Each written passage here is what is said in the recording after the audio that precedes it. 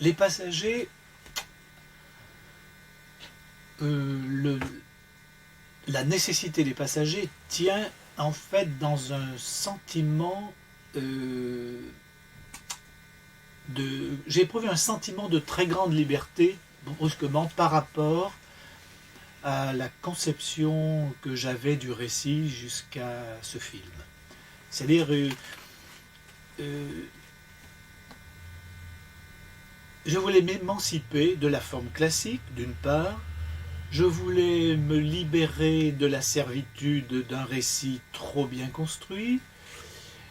J'avais en fait un désir de liberté et de vagabondage par rapport à mes préoccupations du moment. Donc le point de départ des passagers, c'était d'essayer de tenter un film dans lequel la notion de fragment aurait un rôle prépondérant. Euh, qui dit fragment dit émiettement, éparpillement, dissémination du sens. Et j'aimais bien cette façon de regarder les choses. Donc je suis parti sur cette ligne avec un grand sentiment de liberté jusqu'au moment où je me suis aperçu que, en fait, la liberté est un énorme piège et c'est un leurre. La liberté, c'est une chose qui se mérite et que si je voulais traiter du fragment ou de la fragmentation ou de l'éparpillement ou de la digression, je devais, malgré tout, essayer de construire le film pour lui donner la vraie liberté. C'est-à-dire qu'il fallait en fait trouver une ligne, ou deux, ou trois, qui permettent à ces fragments de s'inscrire dans une construction. Alors, j'ai cherché et j'ai trouvé que euh, le tramway, et notamment le tramway de la banlieue nord de Paris, pourrait me servir de ligne narrative. Alors j'ai donc pris ce tramway plusieurs fois et je me suis rendu compte que le tramway était une sorte de parcours de la destinée humaine. Il côtoyait évidemment de très grands immeubles, des champs de ruines, des écoles, des hôpitaux, des cimetières, des églises. Et, et le scénario est né de ce voyage. Ce tramway, cependant, n'était pas suffisant pour donner au film l'armature que je souhaitais trouver. J'ai donc imaginé un personnage sur ce tramway, une narratrice qui était au départ une sorte de cheville scénaristique qui allait m'aider à construire les éléments du film.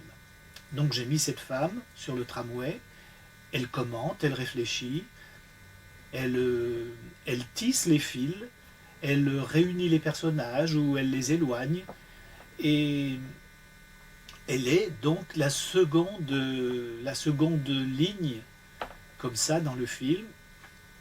Évidemment, il y avait un piège, c'est qu'elle ne soit qu'une figure abstraite, un concept, comme on dit aujourd'hui, qui est une chose absolument épouvantable. Donc j'ai peu à peu transformé cette femme en un personnage. Elle devient, au fur et à mesure que le film progresse, un personnage comme les autres.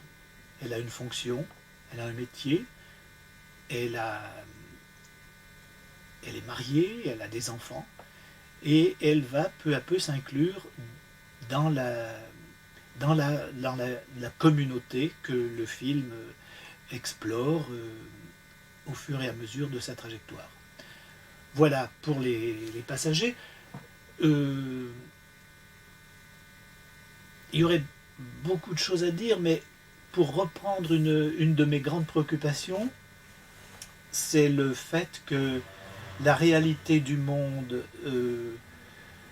est intéressante si elle est recomposée, si elle est passée à travers un filtre qui n'est pas celui de la convention, du cliché ou du lieu commun.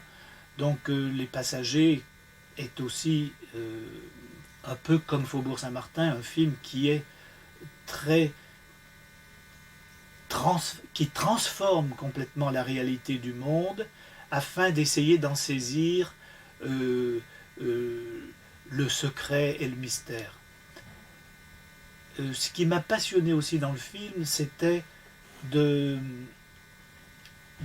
d'essayer de comprendre comment entre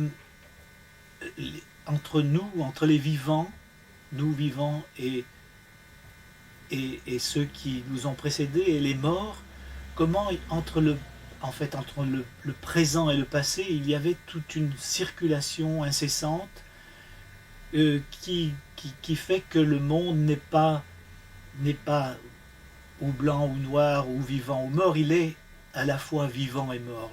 J'ai essayé de tenter une sorte d'exploration vers cette zone très étrange qui mêle à la fois ce qui est et ce qui n'est plus.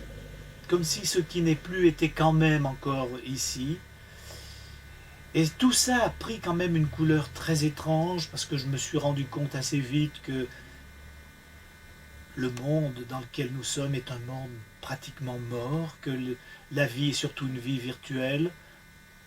La plupart des voyageurs sur ce tram sont enfermés dans des Walkman ou parlent à leur téléphone portable. Il y a une sorte de comme ça d'emprisonnement comme ça dans toute une technologie qui fait que les êtres ne se regardent plus, ne s'écoutent plus, ne se touchent plus. Et ceux qui seront sauvés dans le film sont ceux qui ont encore la grâce du regard, de l'écoute, et qui peuvent encore tendre la main vers les autres, et puis les aimer, les caresser, les découvrir, les écouter. Donc c'est un film très étrange là-dessus, c'est-à-dire que c'est un film dans lequel la sexualité a énormément d'importance, étant donné que la sexualité, c'est... disons que la condition humaine, elle passe par l'acceptation du sexe, et non pas par l'illusoire projet de vouloir l'éliminer. Comme disait Freud, le sexe est un quantum d'énergie. Donc dans ce film, il y a cette puissance comme ça des corps, du désir, des passions, et j'ai donc beaucoup travaillé dans ce sens-là. Il y a notamment tout un monologue sur la sexualité qui essaye de chambouler un peu toutes les conventions d'usage et tout ce qui est trop inscrit dans un ordre. C'est un peu le film du chaos, de la folie, de l'extravagance. C'est un film complètement fou et qui essaye au milieu de tout ce chaos, de trouver une sorte de voie, d'aspiration vers le haut. C'est un film qui, tout d'un coup, le tramway prend le téléphérique, il s'envole, il essaye de monter vers le ciel. Est-ce une illusion? Est-ce une réalité? Est-ce une aspiration un peu folle de ma part? Je ne sais pas, mais en tout cas, le film, j'ai essayé de lui donner cette espèce d'essor et d'extravagance. Voilà.